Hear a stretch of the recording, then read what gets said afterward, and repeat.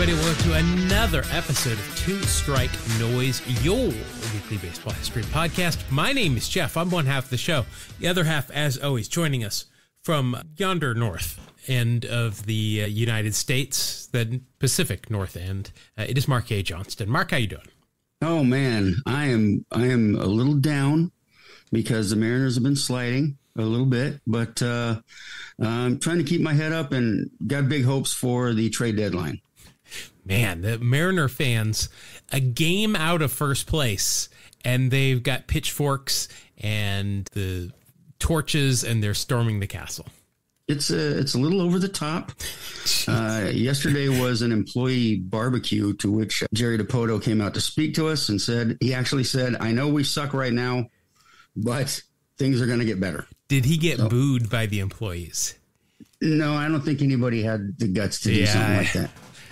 But the team got booed off the field at the end of the Angel. Yeah. That's incredible. Twice now. Come on, Mariner fans. I know, right? You rarely make the playoffs. You're in first place heading towards the game out of first place heading towards the trade deadline. And you want the manager, you want the GM fired, and you're ready to tear it all down.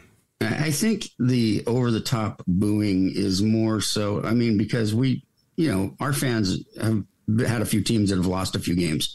I think it's more so that we can't score more than one run a game. Well, not a problem here in Oakland. No, it is not. Break up the A's. They're too darn good. But all right, it's enough about our two teams. Let's talk about everybody's teams. Let's get into our BP segment here on show number 258. Let's talk about one of our least favorite subjects, Trevor Bauer. Yes. Toiling away, I guess, down there in the Mexican League.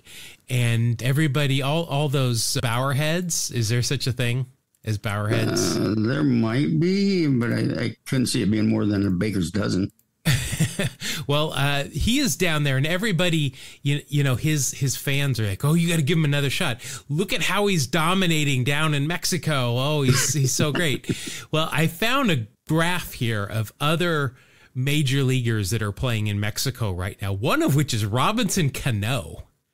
Yes, he's having quite a season. Yeah, he's 41 years old this year. And he is hitting, this graph's probably a week or so old, but he was hitting 446. That's not bad. After 314 plate appearances. So it wasn't just a smattering plate appearances. Wow. A 490 on base and a 674 slugging for 1.164 OPS. So that's pretty decent. That's pretty good. Billy Hamilton is down there. No, I didn't know that. He is, as bad as he was offensively, except for stealing bases in the big leagues, he's a little bit better there, but he's still not great. He's hitting 298, which is probably about 100 points higher than his career average, and has a 344 on base, which would still be, I would consider that low for somebody with his skill set. He should be getting on base more than that. Didi Gregorius is, why can I not remember? He's been out of the league for a year. I've forgotten about him. That's it.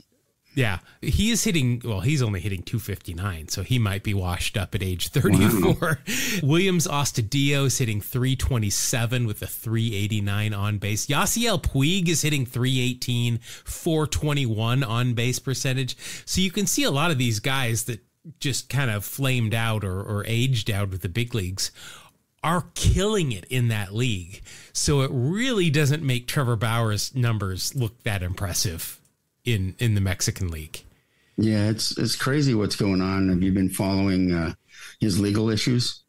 Cano's or Bauer's? Bauer's. Oh yeah, it's interesting. I tried not to. I don't like the guy. I find his videos somewhat entertaining where he's mic'd up on the mound because I like to see how a pitcher is thinking, but I just don't like him. Can't help it. The feeling's probably mutual, man. Yeah, I know. He doesn't like us either.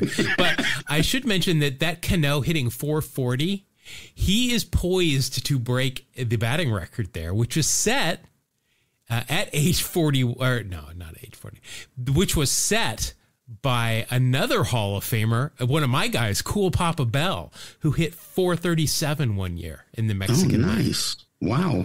It's been a while since somebody hit 430, huh? Yeah. You know, no ill will towards Robinson, but let's hope he goes into a bit of a slump. I just assume Cool Papa Bell keep that record. Yeah, I don't know, man. I mean, he's come this far. We'll see what happens. No, I'm just still going to root against him. Let's see. The Houston Astros, they're the team that is challenging your Seattle Mariners. As I think probably everybody assumed that they would right the ship. Yes. After the first month of the season. It was very similar in hockey where the Edmonton Oilers were awful after the first month and everyone was just doing exactly what Mariner fans are doing. And then they ended up in the Stanley Cup Finals. Yeah, I kept telling people, you know, the Astros are stinking, but they got a lot of talent on that team. So don't start chickening your counts before they hatch and something like that. I kind of kept waiting for the Rangers to do the same. And everybody has come back to, I mean, except for the A's and the Angels, really. The two Texas teams have kind of clawed their way back. The Astros more than the Rangers. But yeah, I mean, the Rangers are still not out of this by any means. No, and they've got some injuries and stuff going on. So yeah, but I wanted to talk about the Astros in 1995 because they had a game in Wrigley Field. So there's no surprise that this happened in Wrigley Field. They blew 4 saves in one game. Wow, that's impressive. That is very impressive. The game went depressive. I don't know which one. Well, now you say 4 saves were blown. You're thinking, okay, was this a 16-inning game? It went into extra innings, but it only went 11 innings. They blew 4 saves in 11 innings. 4 saves. Dean Hartgraves blew the first one. Let's see, the 6th inning. He came in the 6th inning with a lead and gave it up. So he gets the blown save. Then Craig McMurtry, these are some names I have not said in a long time, blew one. Then Greg Swindell, the next inning, blew one. And then Todd Jones came in with the lead in the bottom of the 11th and gave up 2 runs for the 4th blown save. He also got the loss. So that's a rough game right there, man. That is, man. There were 3 pitchers that had wins yanked away from them because of the bullpen. Ouch. Oh, Scott Service was in that game and got picked. Well, he didn't get picked off. He got caught stealing. That's probably why the Mariners are struggling, because he had a bad game. That must have been in 1995. He went 2 for 2 with 3 ribbies and had a home run, but he must have been a broken hit and run or something. But Scott Service, come on, man. Paceo Palo. I don't know if I'm saying that right. Paceo Palo. It's this Finnish game. We've brought it up before. It's kind of baseball and kind of something completely different. Do you know what I'm talking about? Yeah, we've discussed it a little bit. Yeah, I have no way of describing it. Like, I watched cricket. The first couple of times I watched cricket, I generally knew what was going on and I picked stuff up, and now I watch a lot of cricket and know what's going on. I've never seen a Paceo Palo game. Don't know if I'm saying that right either. Might just call it chicken pollo or some whatever. Yeah, there you go. I've just seen bits and pieces of it in little clips, and I literally have no idea what's going on. Like, there's an umpire that holds up a thing that looks, you know, those paint samples you get that have a bunch of different colors on it and you can kind of fan it out. He holds that up. I don't know if people pitch or if they just throw it in the air. There are people diving all over the place. There are things that look like baseball gloves that are not, and it is really weird. But what I am very excited about is on August 4th, there is going to be a live Paceo Polo. I'm going to call it polo. That's what I'm going with. A Paceo Polo game in English on YouTube. No kidding. Yeah, they're going to broadcast this in English. I'm going to assume they're going to explain the rules. I would love to see that. I would think they might be explaining it a little bit. Yeah. So watch our socials. I'm sure I'll put it out there, assuming I remember to watch it. But if not, it's on YouTube, so I can watch it again later. But I'm very excited to learn about this game because it looks very cool and somewhat similar to baseball. And I love these niche sports that are huge in other parts of the world that we've never seen before. So super excited about that. And who knows, maybe this will end up being a Paceo Palo history podcast in the near Oh, future. I'm sure. Yeah, there's a good possibility of that. If there is one, we need to get the hosts on. I'm going to look into that.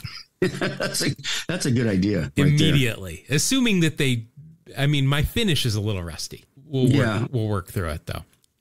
I learned of a new player that I'd never heard of before that somehow played for 6 years in Major League Baseball after a rookie season that I can't believe how anybody would even admit they knew him after this rookie season.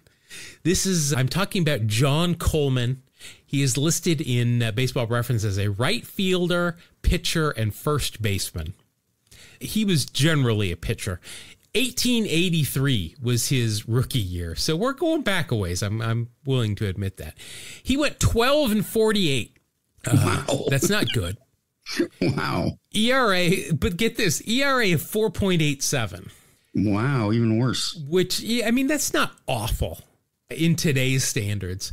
I don't know, in 1883, it was probably about league average, but how do you lose 48 games with that, with a league average ERA? Well, I got some clues here. Let's see. Appeared in 65 games. He started 61. 59 of them were complete games.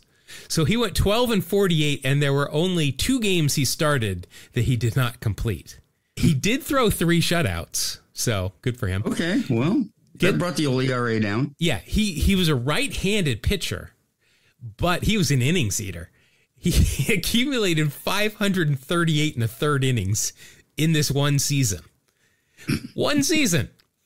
Man. In those 538 innings, he only allowed 772 base hits. Really? Really. Believe it or not, to lead the league. He also led the league in losses. He led the league in earned runs allowed, shocker, with 291, which sounds bad, except where he gave up 510 runs. So there were 200 plus runs that were unearned that he gave up. So I think we're kind of figuring out where the problem is here, and it was with the defense behind him. Like it. He did also lead the league in home runs given up with 17, which, not a lot of home runs were hit in this. No. But, a lot of those could have been misplayed balls in the outfield that were inside the park jobs. So I'm sure a number of them were, yeah. Yeah. He struck out 159, walked 48. So, that's not awful. By walking 48 and... What did you say? 538 in the third inning. No, that's at least he threw the ball over the plate, That's like one walk a game. Right. In fact, it was 0.8 per 9. That's impressive. That is very impressive. He also, 12.9 hits per 9 and a whip of 1.523. Ooh, ouch. Yeah, the next year... Let's see, he split time between 2 teams in Philadelphia, and I don't have, this is not on Baseball Reference, so I apologize. He went 5-17 the next year, but then he kept pitching. Maybe he played more position than pitching after that. So you're like, okay, well, that's awful. The guy was not a great pitcher, but he also had bad defense. Well, I was trying to think, has anybody had a worse first year, or first 2 years for that matter, of this kind of number and continues to play? Well, I found somebody that is currently playing in Florida right now as we speak. No. Not Florida big leagues, but I'm talking like I don't even know what this league is called. Oh, it was the Dominican Summer League. This is not the Winter League. This is the Summer League. His name is Francisco Vicioso, which is kind of fun to say. He is in the Atlanta organization. Now, last year, his rookie year, he appeared in 3 games. He completed a third of an inning in 2 games. In 3 games. Did not give up a hit. Not a single hit. He did walk 11 batters, gave up 14 runs, 13 of which were earned, struck out 1, walked 11, and threw 17 wild pitches. That is an ERA of 351. Wow. Now, I'm wondering if he throws hard or if he's a finesse pitcher. Yeah, well, I think you can guess, but I found some video that we'll talk about here in a minute. But I mentioned that John Coleman had a whip of 1.523, which is awful. This guy's whip, Francisco's whip, was 33 even last year. 33 even. So this year, and he just appeared in a game a couple of like a week or so ago. He's appeared in 7 games this year. He has made it through 2 2/3 innings in 7 games. He's given up 2 hits. He has only given up 2 hits in his entire career. 7 runs, all of them earned. 17 walks, and he struck out 5. 17 walks. Yeah. And get this, 18 wild pitches. Oh, my gosh. But, I mean, he's really brought that whip down to a much more reasonable 7.125. And his ERA is now down to 23.63. Oh, wow. He's really picked it up. Yeah, so he's really working on that control. Now, you mentioned, jokingly, I wonder if he's a finesse or power pitcher. Well, obviously, he throws hard. This is a max effort guy. I found some video. I searched his name in YouTube, and there was video of him when he's only 19 years old right now, but like when he was in junior high and he was throwing in the 90s. So, I mean, this kid obviously has got an arm. He's 19 years old. So you can see Atlanta's like, well, let's just see what we can do with him. Sure. Let's see if we can get him just anywhere close, because he's obviously got a plus arm. Well, the broad side of the barn would be in splinters. Yeah. Well, if we can get a wider strike zone, I think we've really got something here. But good luck to you, Francisco. Good luck to you. We wish you well. No ill will, Francisco. We just wanted to talk a little bit about you. Hey, no bad press. You're on a podcast now. That's right. A very esteemed podcast, I might add. This episode is debuting on July 26th. We got a couple of good names here to talk about that made their debuts today.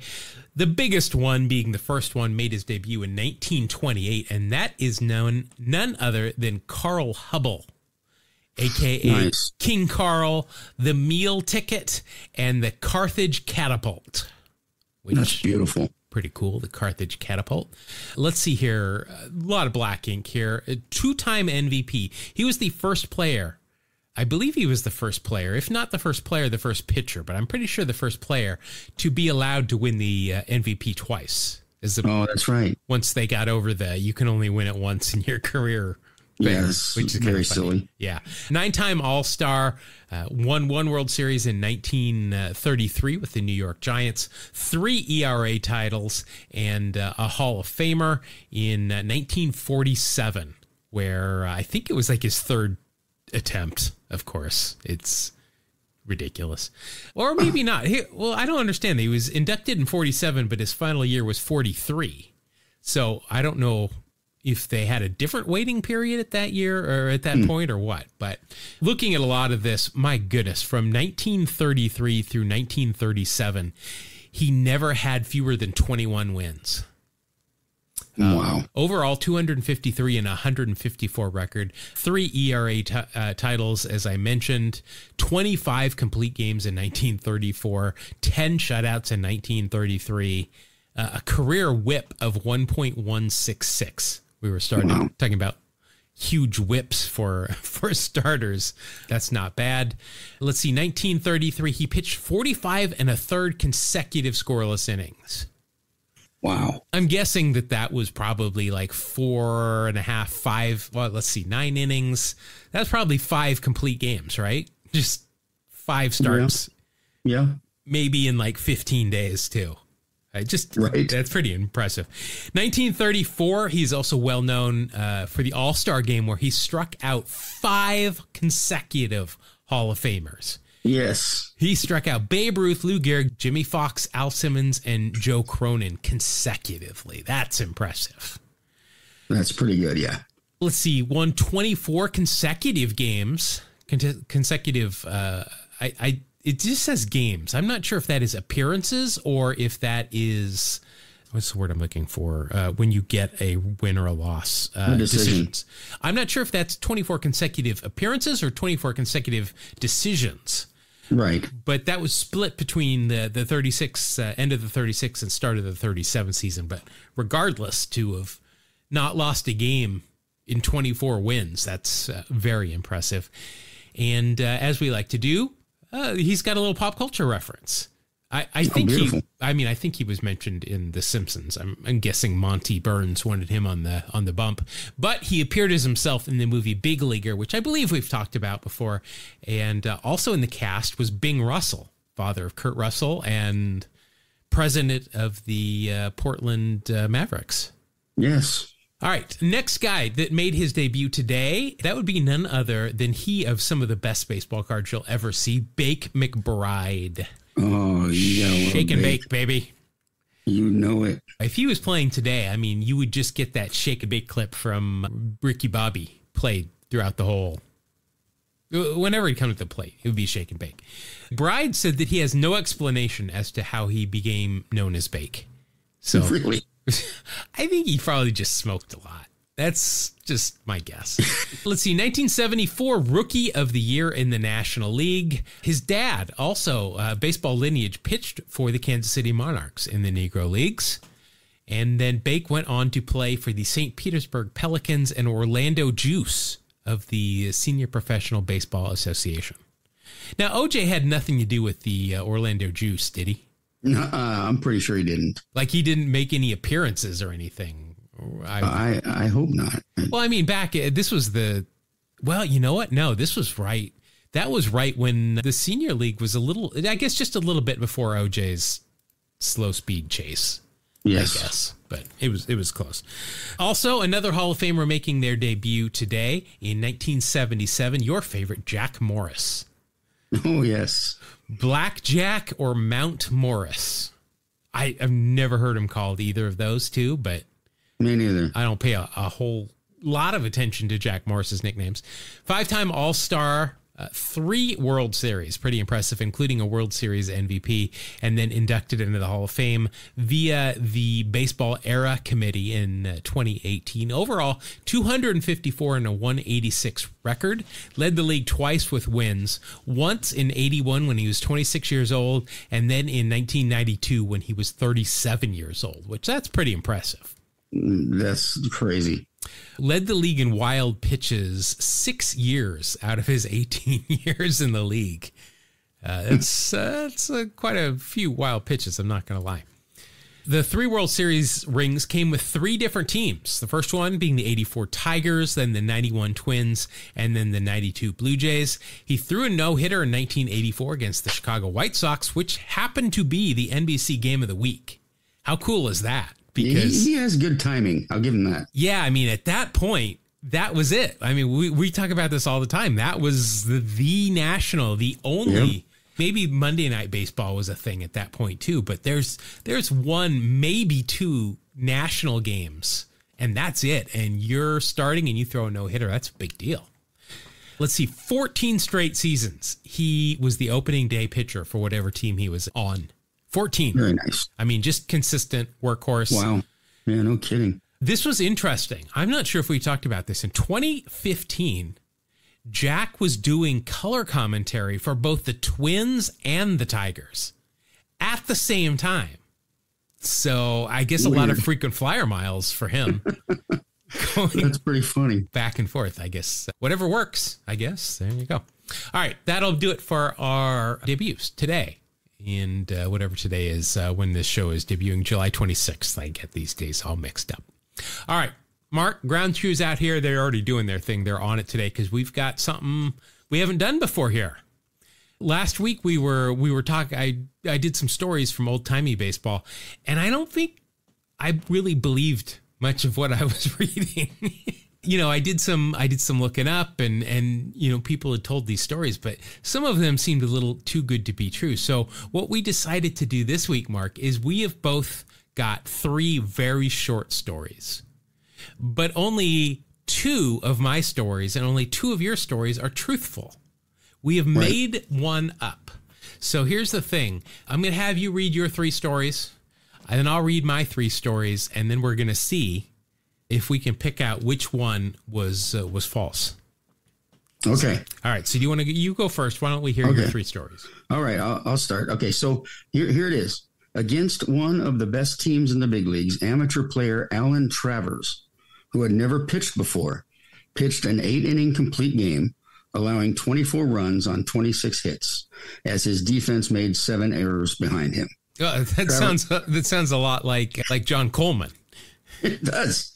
Travers later recalled that his manager, Jennings, had warned him not to throw any fastballs to the A's for fear that they would kill him with a line drive. Okay. There's one. Yep. All right. This is my second one. When AT&T Park was finished, then Paceo, it was designed to be a stadium first and a baseball park second. In December of 99, about 5 months before opening day, on April of 2000, the players were given a tour of the stadium and the field. As they were walking around, one pitcher spoke up and said, "Where's the bullpen?"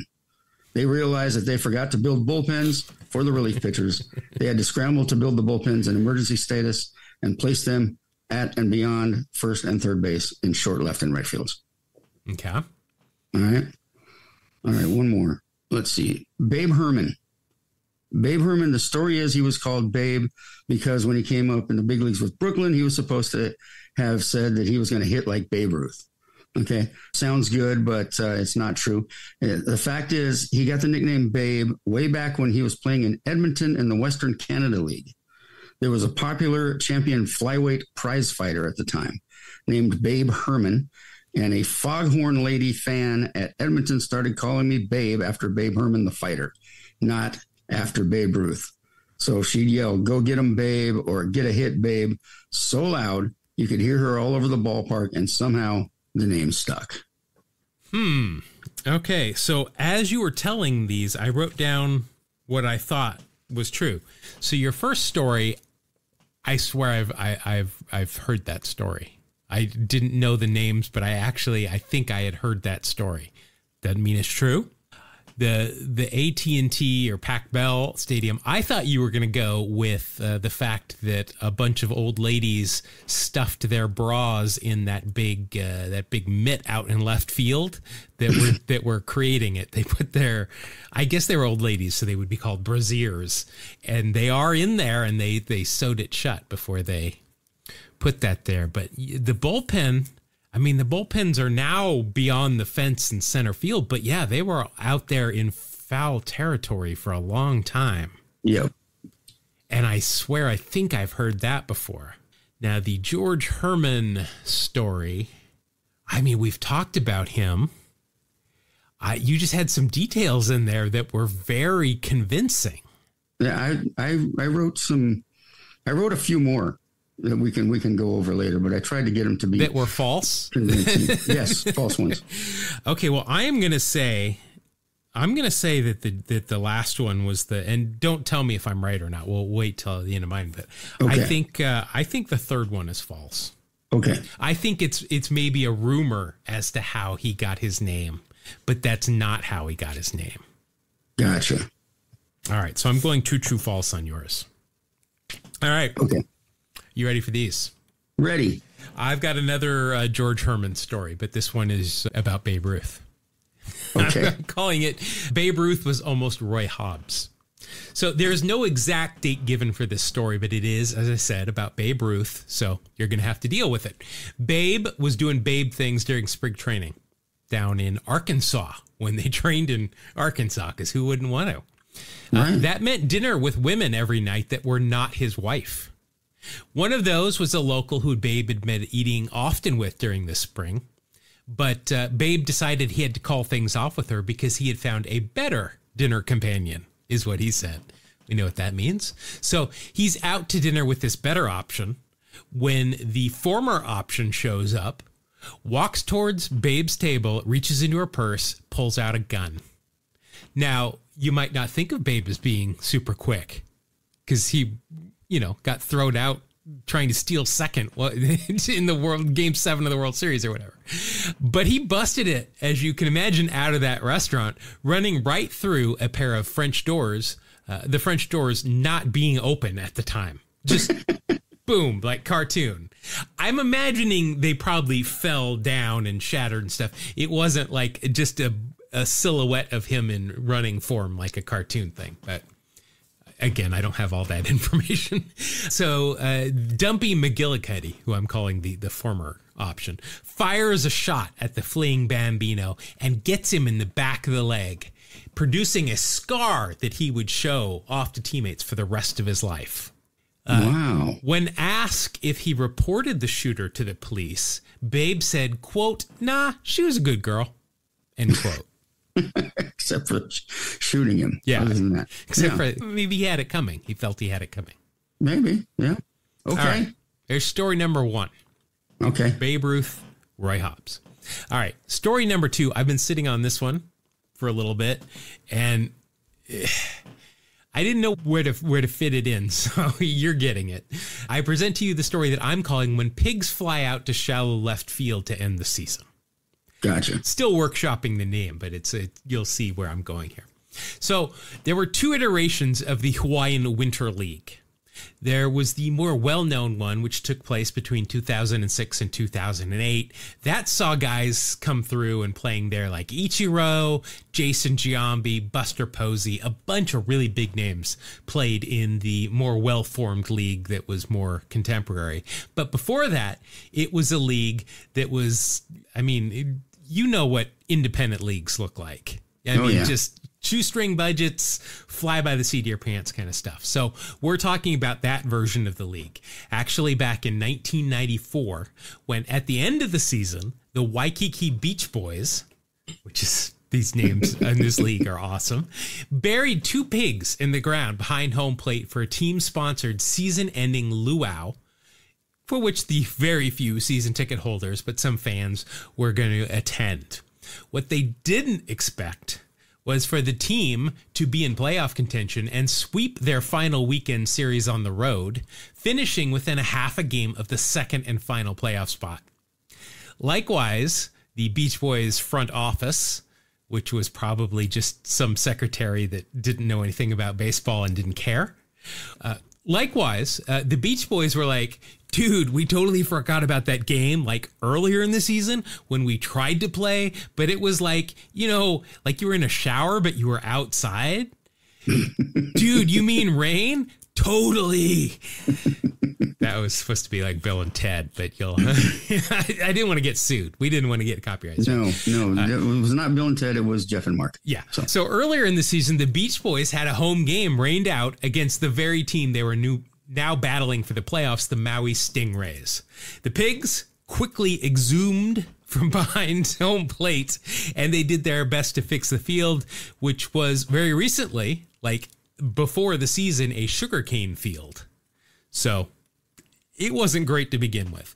Doesn't matter anyway. The Beach Boys lost the next day. They had the original party. They had that right after the game. Not quite as celebratory, and the pork was a little bit less warm than they had originally planned. That happens. Yeah, it happens. Yeah, totally. All right, so that's story number 2. That is When Pigs Fly Out to Shallow Left to End the Season. I don't know why I've named these, but I have.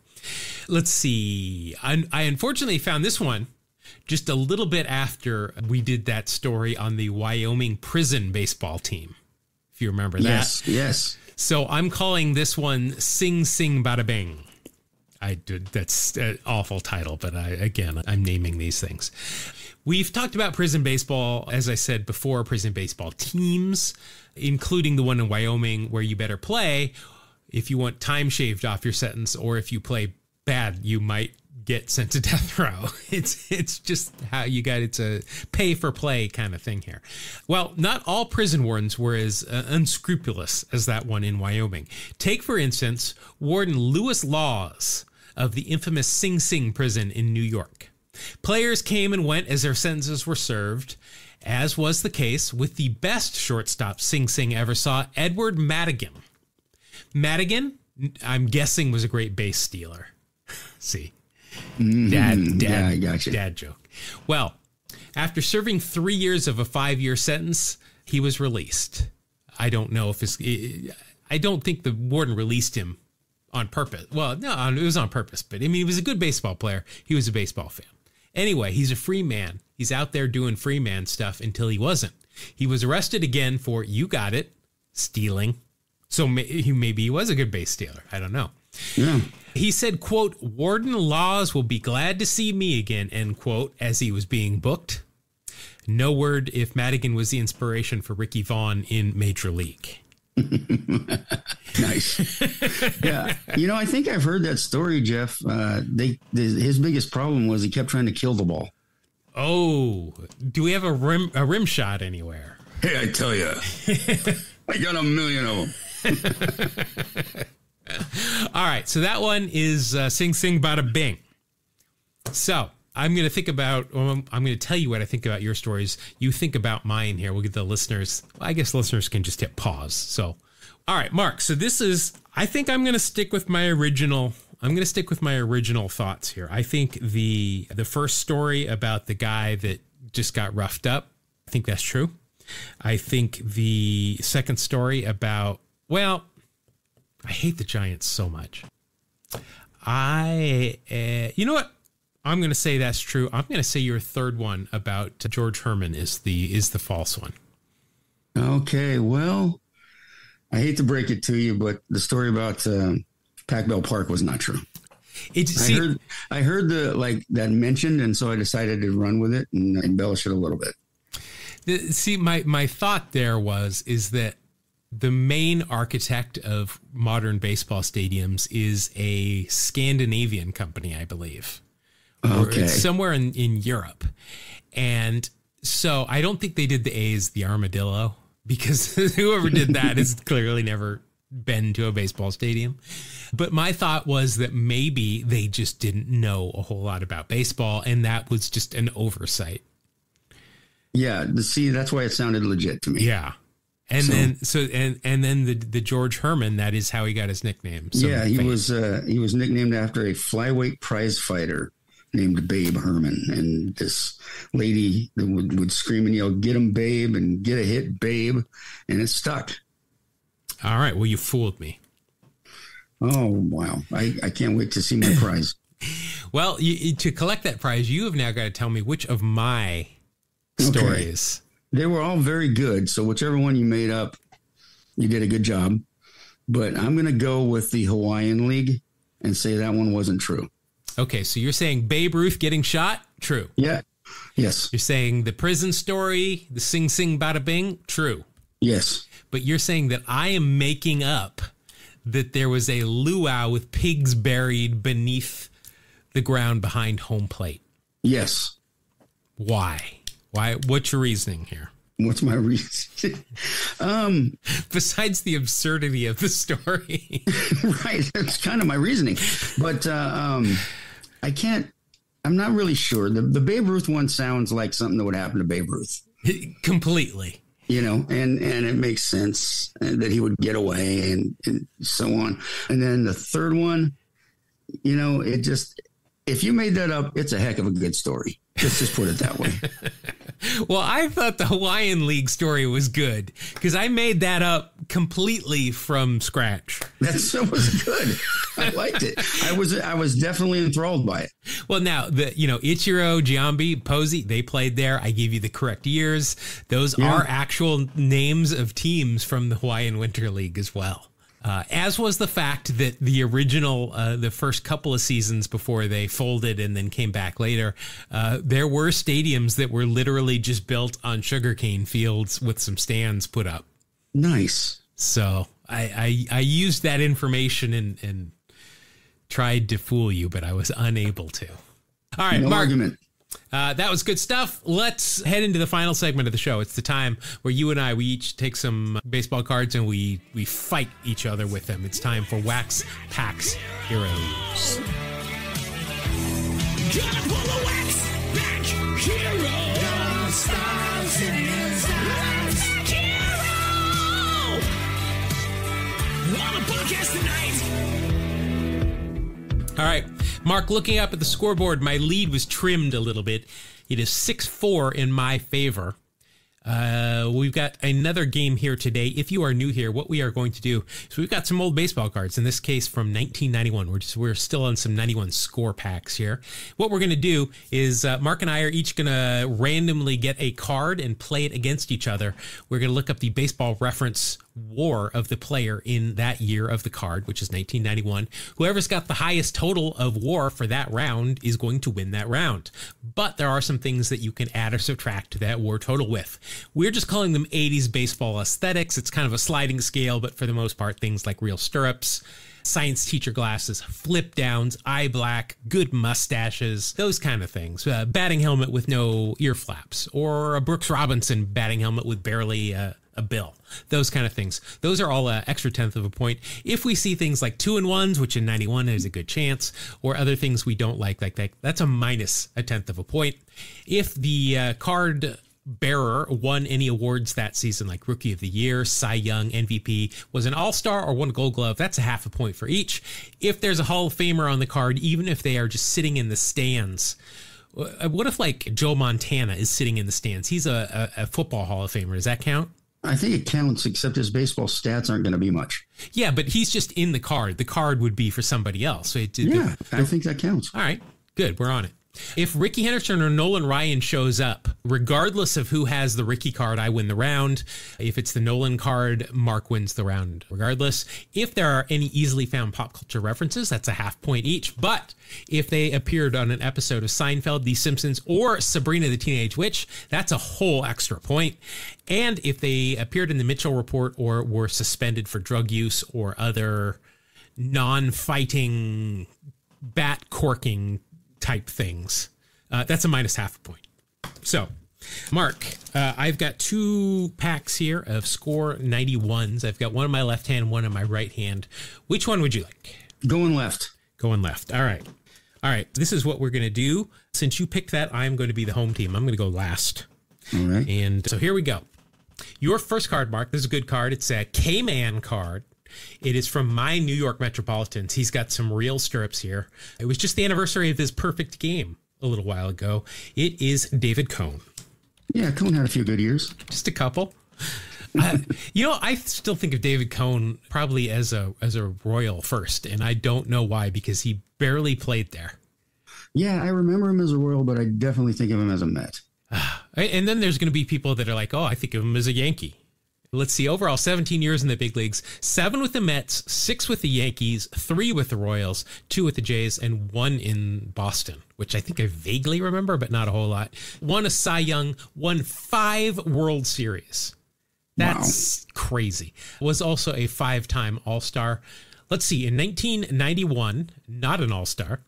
Final full year with the Mets. He went 14-14 with a 3.29 ERA. 5 complete games, 2 shutouts, 232 innings, 241 strikeouts to lead the league, and an ERA plus of 1.11. And that is good for a WAR of 4.4. He does have the stirrups, so that'll be an extra 1/10 of a point. Nothing else on this card. Not bad. Yeah, nothing else on this card is going to help you out. Let's see here. We know that he is doing TV, or is it radio? I'm not sure, for the Yankees. Yeah, he's current color commentator for the Yankees, as well as ESPN on Sunday Night Baseball. He has a podcast. He's a mortal enemy. Yeah, he's an enemy. Let's see.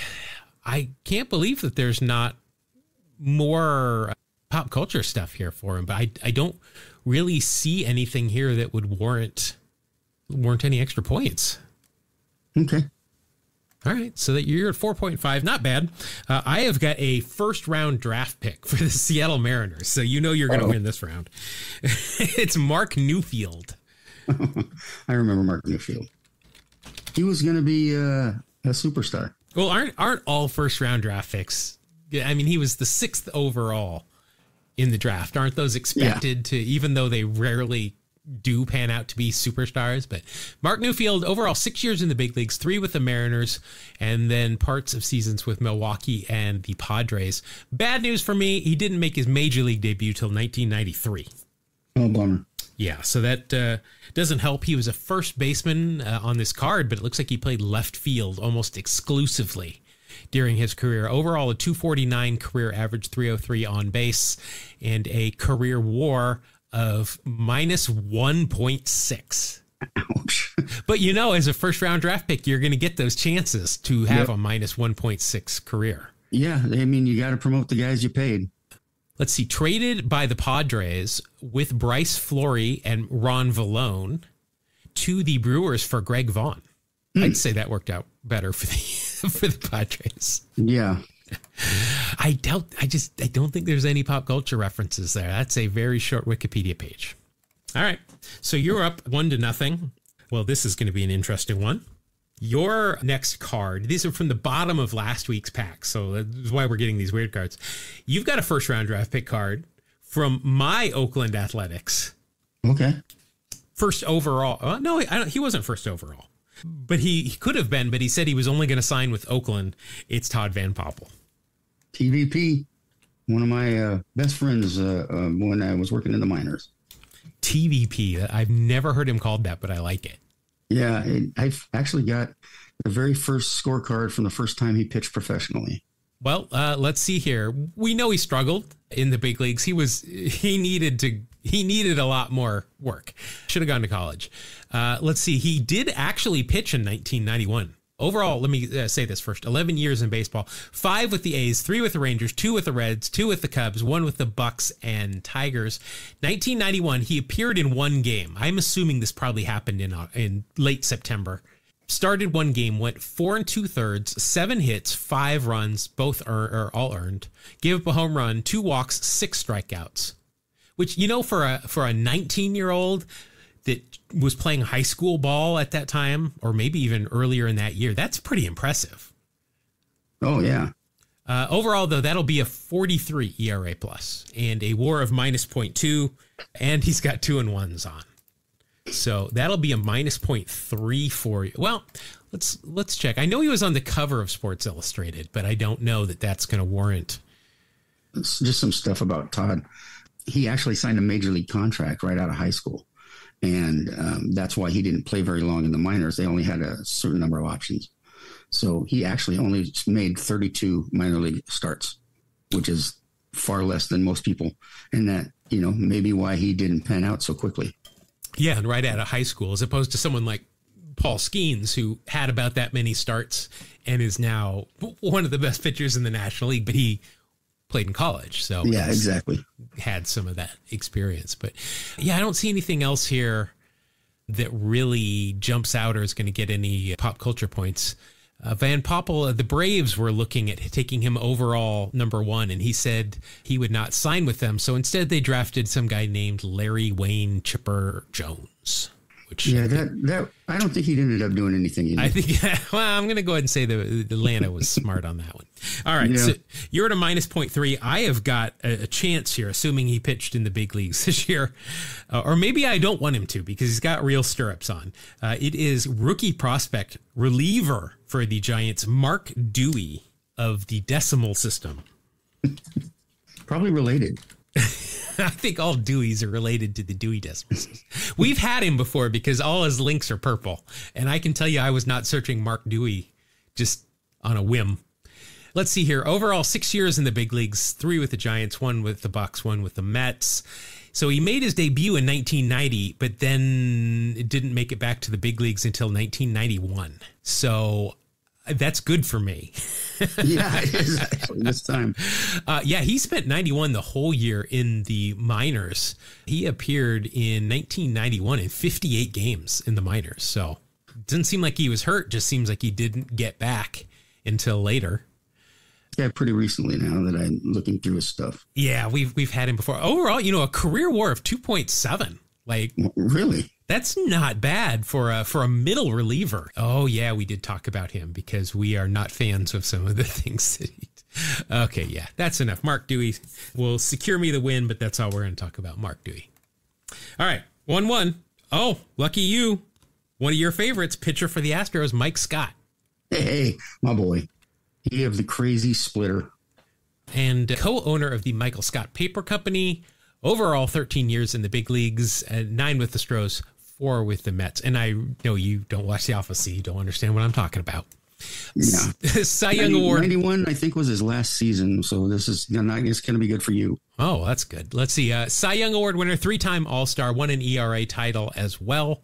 Let's see. 1991, you are correct. His final year at 36 years old, appeared in 2 games. Lost them both with a 12.86 ERA, 7 inning. Oh, we've seen some gaudy pitching numbers this episode. Kind of the theme. Yeah, overall an ERA plus of 29. So that is a WAR of minus 0.5, and he has 2-1s. So that'll be a minus 0.6 for Mike Scott, assuming that there's nothing actionable in his bio here. He had 86 was his amazing year. 275 innings, 306 strikeouts.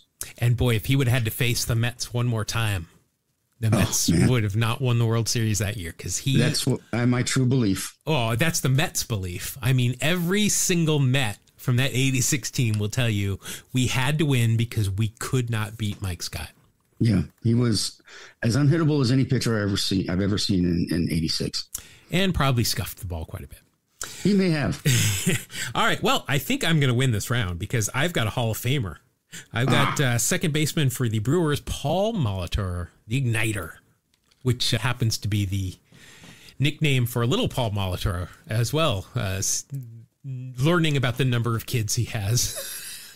Yeah. He's got a few. He does. Let's see. As we mentioned, Hall of Famer, went in 2004, 7-time All-Star, 1993 World Series with the Blue Jays, 4-time Silver Slugger, a World Series MVP, also Manager of the Year. I don't remember. It was with the Twins, right? Yes. Yeah, he managed for 4 years with the Twins. Yeah, I guess I remember that vaguely. But good for him. Let's see. Overall, 21 years in baseball, 15 with the Brewers, 3 with Minnesota, and 3 with Toronto. Let's see. In 1991, All-Star with Milwaukee, led the league in plate appearances, at-bats, runs, hits, and triples. Came in 11th in MVP voting, 329 batting average, 399 on base, 17 home runs, 75 RBI, 19 stolen bases. Wow. I mean, this is prime time Paul Molitor here. Yeah, he was quite good. Yeah, and that is a WAR of 5.3. We don't need to look anything else up. That's an easy win for me. I can't see if he's got stirrups. He's turning a double play here in this, and Wally Joyner is sliding in trying to break it up. So that's kind of cool. But this is my favorite part of his story here. Molitor's nephew is a professional disc golfer, Cale Laviska. How about that? Man, if high school me knew that there would be professional disc golfers, I would have skipped school even more. Well, our buddy Mitch plays a lot of disc golf. Yeah, I know. And he goes to the disco a lot because he likes that He's stuff. a big disco guy. Yeah. All right. Third strike, Mitch. All right. Your next card is somebody that I saw and they were talking about just last night because he is the pitching coach for... Oh, no, this is his brother. Here, pitcher for the Blue Jays, Todd Stottlemyre, not Mel Stottlemyre Jr. Yes. I kind of get them mixed up sometimes. Of course, Mel Stottlemyre Sr. was a long-time pitching coach for just about everybody. Yeah. But the Yankees especially, I think. He was pitching coach for 20 years with 11 different teams. 20 years each team. So he was pitching coach for 220 years. Wow. That's a lot. Also went to Yakima Vegas Community College in Yakima, Washington. Let's see. Todd Stottlemyre won 2 World Series with the Blue Jays. Overall, 14 years in the big league. 7 with Toronto, 3 with the D-backs, 3 with St. Louis. He was in Oakland and in Texas for 1 year. Let's see. Bad news for you is he was injured all of 2001. Oh, wait. Well, that's not because we're looking at 1991. So good news for you. He played the entire year. 15-8. 3.78 ERA, 219 innings, 194 hits, 116 strikeouts for a 112 ERA plus, and that is good for a WAR of 3.9. That's very good. Nothing else on this card is going to help you out like you need a lot of help with a 3.9. He's became a very successful businessman, stock trader. Oh, good for him. Yeah. Maybe you can be on my Wall Street podcast. Yes. Well, yeah. How come you've never had me on that one? Yeah. I've kind of fallen off. I don't record a whole lot. First round, boy, he was picked first overall by the Cardinals in 1985 and didn't sign. Wow. And then the next draft, he was picked third overall by the Blue Jays and did sign. And 91 was definitely his best season. Oh, well, he's also owner of a multi-level marketing company. Uh-oh. Selling... I got to get involved in that. Selling telecommunications, energy, banking, and other services. Wow. I hope he made a lot on the day trading because he's going to not make anything there. All right. Next, we've got a guy that I believe George W. Bush named his dog after. I have got here with the White Sox, Scott Fletcher. Yes. I definitely think of Fletcher as a Ranger. Overall, 15 years in the big league, 6 with the White Sox, 4 with Rangers, 3 with the Cubs and Red Sox, and then 1 with Detroit and Milwaukee. In 1991 with the White Sox, appeared in 90 games as a second and third baseman, hit 206, 262 on base, 1 home run, 28 RBI, a 48 OPS plus, and that is going to be a minus .6 WAR. He does have real stirrups on. He does have flip downs. He likewise is turning a double play, but I can't tell who for Cleveland is breaking it up. But it doesn't matter because Todd Stottlemyre blew me away in that round. I like this. When reflecting on Fletcher's playing career, Bill James noted that Fletcher didn't do anything exceptionally well and that he mainly filled a slot, though he did rank the 85th best shortstop of all time. Wow. Top 100, baby. Yeah, he didn't do anything except for inhabit space. He was the 85th best shortstop ever. Talk about first round draft picks. He was drafted in the first round 3 times. Wow. And then he was involved in some big trades, the biggest which he was traded with Wilson Alvarez and Sammy Sosa by the Rangers to the White Sox for Harold Baines and Fred Manrique. Not bad. Yeah. All right, so you win that round. You are up 2-1. You get just instant pop culture points here because you've got reliever for the Twins, Senor Smoke, Juan Berenguer. Beautiful. I think we've talked about Juan before. Oh, yeah. Senor Smoke or Il Gasolino, which that's not, I'm sorry, if you're a pitcher, Senor Smoke, great nickname. He's like the Latin Dave Stewart.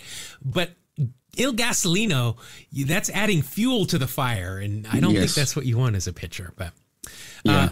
Overall, 15 years in the big leagues, 4 with the Twins, the Tigers, 3 with the Mets, 2 with the Royals in Atlanta, 1 with the Giants and the Blue Jays. 1991 in Atlanta, he was part of that team. I remember him being on that team specifically my freshman year.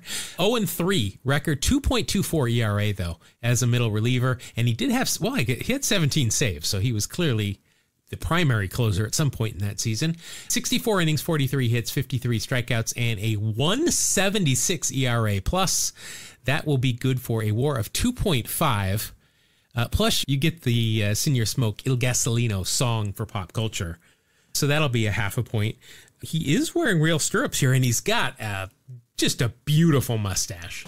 Like a 0.2 of a point type mustache. Nice and bushy. It's going to protect that lip. That's good protection there. So that'll be a 3.3 for you. The bad news for you is that I've got another Hall of Famer. Jeez. One who debuted today. Really? Yeah. So you can kind of guess. I mean, these are clearly it's not a Carl Hubble card. And, if I'd been paying attention, I would know. And Bake McBride did not make the Hall of Fame. So can you tell me who this card is? This is a big time test for not just this podcast, but our friendship. Wow. Okay, so no pressure. That's the beautiful thing about this. No, because I'm really interested to know if you were listening or not. I was listening. We've talked about so many players, I'm having trouble recalling it. I didn't even remember we talked about Bake McBride. Wow. Once you remind me, I'll be like, oh, yeah. Yeah, well, or at least that's what you'll say. It's Jack Morris. Oh, right. We discussed how he's my favorite pitcher and how he pitched for different teams and made it into the Hall of Fame because of the Eras committee. Yeah. Yeah, sorry. All right. Well, he's a Hall of We're Famer. not friends anymore. Nope. And this is the end of it. In fact, I'm just going to mute you right now. All right, everybody. I'm just going to take you through the rest of this episode. 1991 for Jack Morris in Minnesota. He went 18-12, led the league with 35 games, started as well as 15 wild pitches, which I told everybody else except for Mark about in the first segment. And overall, that is good for a 1.25 ERA plus, and that is good for a WAR of 4.3 plus all that other stuff is going to. I mean, he's got a Hall of Fame mustache. He's got stirrups on. And it's old school. Yeah, that's. I thought you muted me. Well, I let you back in. I felt. Oh, that was kind of you. I felt bad for you.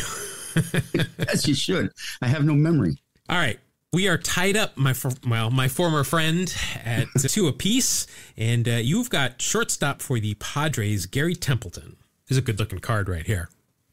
He is not making gestures at anybody in the stands and being dragged off by Whitey Herzog. Yes. But let's see here. Overall, Jump Steady was in the league for 16 years, 10 with the Padres, 6 with the Cardinals, and then a final year with the Mets. And that's where we're going to be focusing. In 1991, he split time between San Diego and the Mets. Overall, 221 average, 3 home runs, 26 RBI, and a 54 OPS plus. And that is good for a WAR of a minus 1.3. Nice.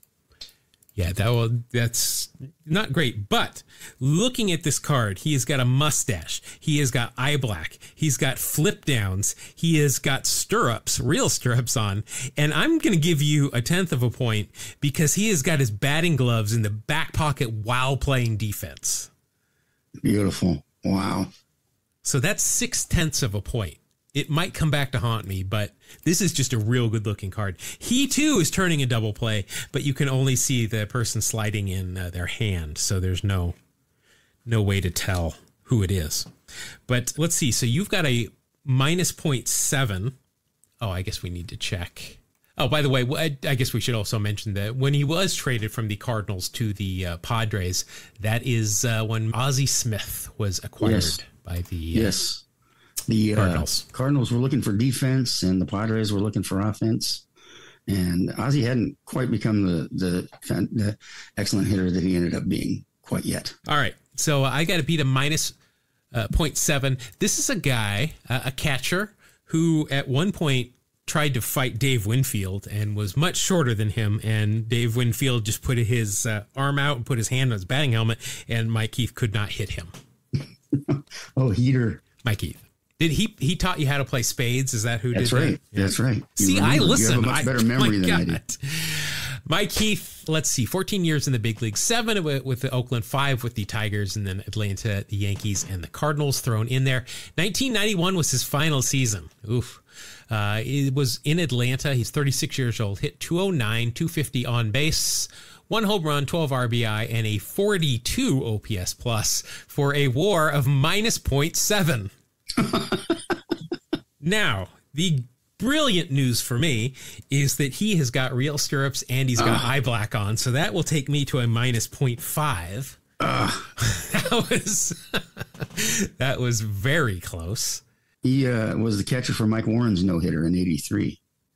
Mike Warren is a name, again, that was before I was following baseball, that I only know because people keep bringing up that no-hitter. Yes, Mike Warren. He was an Oakland Athletic. Yeah. No pop culture here, really, for Mike Heath. Heath Bar apparently not named after him. No, and neither was Babe Herman. All right, so I'm going to take that. I'm up 3-2 now. All right. Your next card with the White Sox here, famous for lowering his pants on the game of the week. It's Steve Lyons, Psycho. Good old Psycho. Was a good broadcaster, too, for a while. Agree. But then I think he said some stuff. And he got in trouble. Not been heard from yet. You look at his positions played, and he's one of those guys that in a late season meaningless game, I think played all 9 positions in one game. It looks like a phone number over here. I mean, he played everywhere.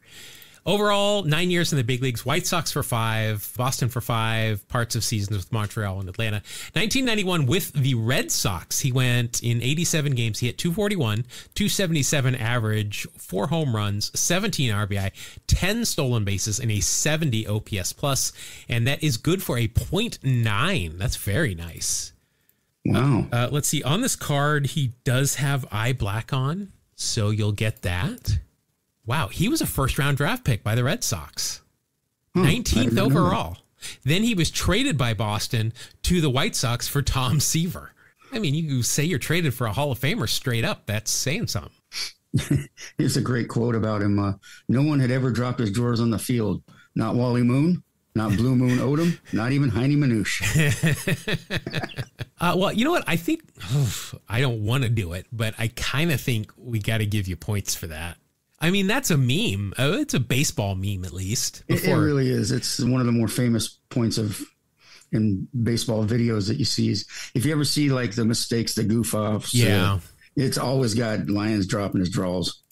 Because there'll be those people in the stands that are not baseball fans, but they're at the game and they're like, oh my goodness, did you see that? And they will think it's the funniest thing ever. Yep. All right. So I've got an uphill battle at 1.5. I have got third baseman for the Royals. I've got Kevin Seitzer. Elke Seitzer. Very nice. I knew Kevin a little bit when he played. Well, he played for 12 years, 6 with the Royals, 5 with the Brewers, and then a little bit of time for both Cleveland and Oakland. In 1991 with the Royals, he only appeared in 85 games, hit .265, 350 on base, 1 home run, 25 RBI, and a 95 OPS plus. And that is good for a WAR of .9. Let's see, he's got eye black and he's got real stirrups on, so that'll bring me up to a 1.1. I just am not sure how much pop culture there's going to be around Kevin Elke Seitzer. I don't think they ever got... Ricky got a Rolaids commercial, but I don't think Kevin Seitzer got... This is kind of cool. He owns and operates a baseball and softball training facility along with Mike McFarland, Royals teammate. It's called Mac and Sites Baseball and Softball. Yep, we get excited every time we say that because we forget about it. Just like I think we forgot about that he was the hitting coach for the D-backs and was fired and replaced by Rick Shue. Yes, Rick, really big shoe. But I don't think any of that's going to help me. So you're going to go ahead and win that round. 3-3. These games have been real tight lately. Yeah. Let's see. You've got somebody, I'll say it every time, that was, could have been my stepdad, Mike Morgan. Here, pitcher with the Dodgers, overall 22 years in the big leagues, as a righty even. But I'm not even going to list the team. My God, it's a lot of teams right there. 1991, good news for you, All-Star. Lone All-Star year with the Dodgers, 14-10. Started 34 games, 2.78 ERA, 236 innings pitched, 140 strikeouts, a 129 ERA plus, and that is good for an ERA of 5.1. Wow. Yeah. Plus you get the All-Star bonus there. I'm going to say those are real stirrups. Can't be sure, but they look real enough to me, just like wrestling does. It's still real to me, man. He played for 12 different teams over 25 years and appeared in Major League Baseball games in 4 decades, 78 through 2002. Wow. Also was a first-round draft pick and was traded by the Yankees along with Fred McGriff to Toronto. Get the perfect nickname, the Nomad. Yep. All right, so that'll be a 5.7. That's going to be really hard to beat, but I've got RJ Reynolds. So doesn't he manufacture tobacco products? Yeah, he got sued pretty bad recently. The tobacco guy. Let's see. RJ, full name Robert James Reynolds. Overall, 8 years in the big leagues, 6 with the Bucks, 3 with the Dodgers. 1990 was his final year in the big leagues. Let's see. You don't get his Japanese league numbers. No, I'm afraid I don't. 3 years in Japan. I think he's got a mustache, though. Yeah, he's got a mustache. He always did, yeah. So I only need 5.6 out of pop culture from RJ Reynolds. Can it be done? Well, not with RJ Reynolds. No. Yeah. No. All right. So you win that round, and we are going to the final round. It is 4-4. Let me just double check, make sure it is 4-4. Yeah. All right. It's 4-4.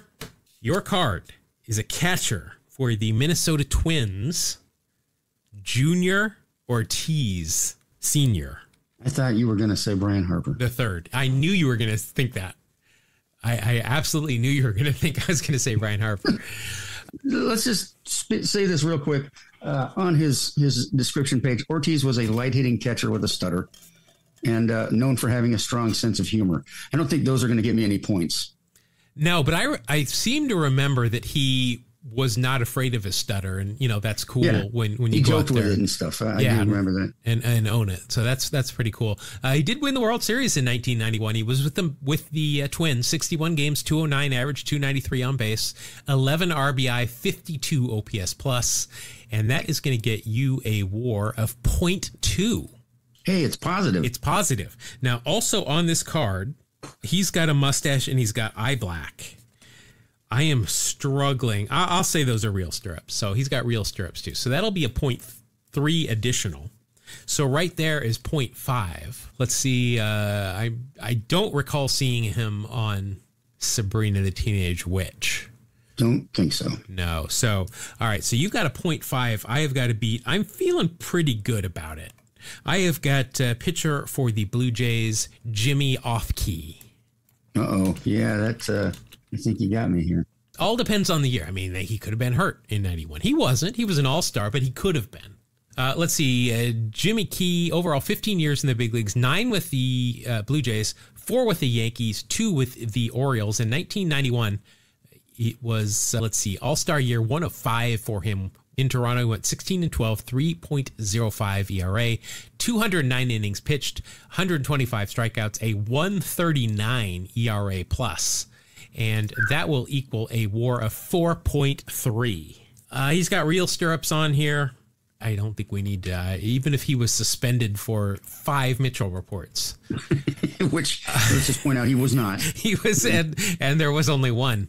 Anyway, there is nothing here that's going to subtract anything from him. So I, sir, will gladly take that as punishment for you for not listening to my debut segment. I was listening. I just, Well, you were listening, but you were not comprehending. You were not ingesting. And that's how you learn. Thanks, Dad. All right, that'll do it. That bumps me up to 7 wins to Mark's 4. That's going to do it for this edition of Wax Packs Heroes. It's also going to wrap up our show for this week. So thank you very much for joining us. If you want more of us, you can find us on all the socials. Just look into the show notes or search in your favorite search engine for Two Strike Noise. That's TWO Strike Noise. Mark also has an email address that you can send him phishing scams on. Yes, you can totally write to us if you're a Nigerian prince and want to leave me a lot of money. You can write to us at Two Strike Noise. Can you believe that? TWO Strike Noise at gmail.com. He falls for it every time. Every time. Every time. So if you've got one, just even if it's an old one, even if it is said Nigerian prince, send it anyway. That's right. But also let us know, did we fool you? Were you able to pick out of our stories which ones were true and which ones weren't?